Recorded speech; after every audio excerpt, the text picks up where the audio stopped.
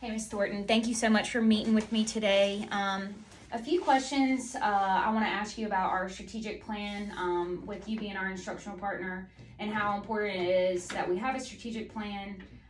Question number one, how important is the strategic plan in guiding our instruction? So the strategic plan would be integral to guiding our instruction because we look at data from the previous year to see what our strengths and weaknesses were, and we look at how we can build upon our strengths and hopefully overcome our weaknesses. And we look at very specific data, including our reading scores, our math scores, on STAR, and also on standardized tests like the pre-ACT and the ACT. We also look at surveys from our student body, our parents, and our teachers, so we get a feel for our climate as well as our academic strengths and weaknesses. And so when we compare the climate pros and cons to the academic pros and cons, we can kind of make connections and see where we're trending in the right direction and where we maybe need to head in a different direction. Awesome, thank you.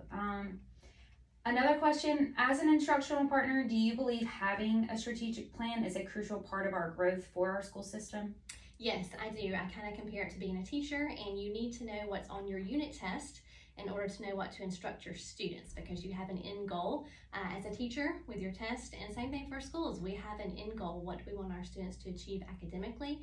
What do we want them to grow in terms of emotional growth or behavioral growth, success both inside and outside of school? And so the strategic plan, again, allows us to use data from previous years, opinions from our student population and our internal and external stakeholders to see an end goal and then map out how we can get to the end goal. So without a strategic plan, we would just be trying to drive aimlessly throughout the school year, and the plan gives us a roadmap to achieve the goals we want to succeed.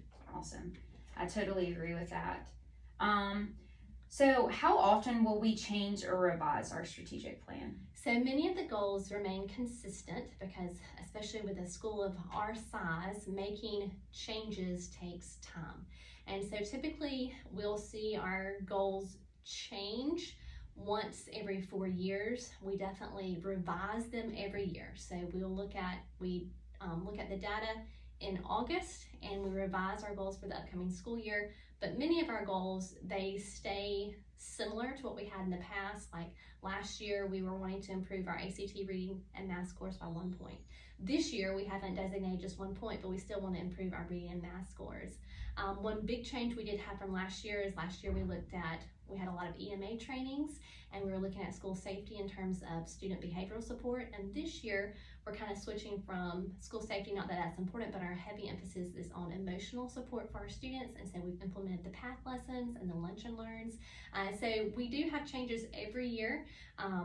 And you can see, like I said, they don't all change once every 4 years, but like our behavioral goals change, whereas our academic goals stay very similar. So we revise every August, and we typically see a rollover every 4 years.